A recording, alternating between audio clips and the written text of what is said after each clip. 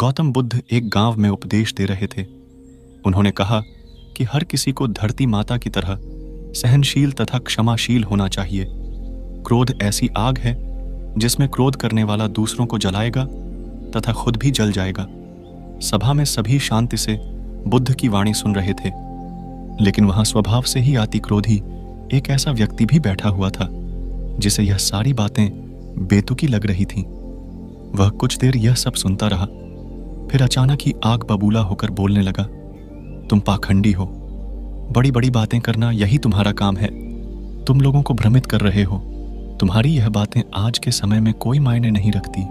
ऐसे कई कड़वे वचन सुनकर भी बुद्ध शांत रहे।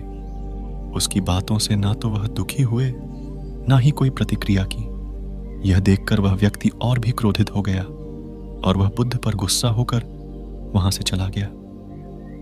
अगले दिन जब उसे व्यक्ति का क्रोध शांत हुआ तो वह अपने बुरे व्यवहार के कारण पछतावे की आग में जलने लगा और वह उन्हें ढूंढते हुए इस स्थान पर पहुंचा। पर बुद्ध कहाँ मिलते।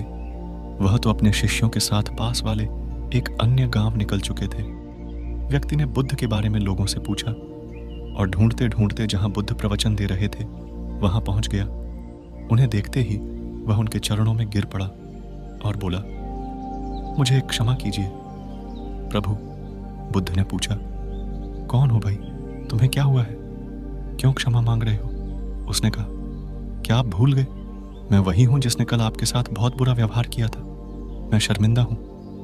मैं मेरे दुष्ट आचरण की क्षमा याचना करने आया हूं भगवान।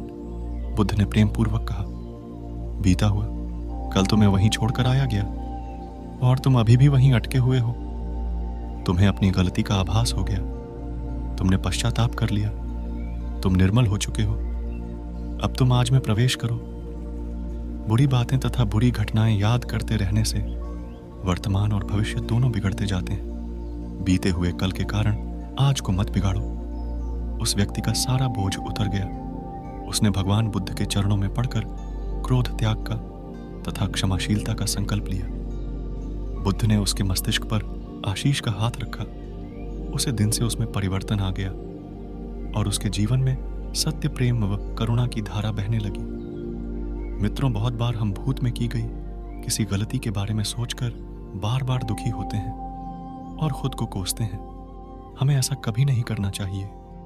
गलती का बोध हो जाने पर हमें उसे कभी ना दोहराने का संकल्प लेना चाहिए और एक नई ऊर्जा के साथ वर्तमान को अच्छा बनाना चाहिए।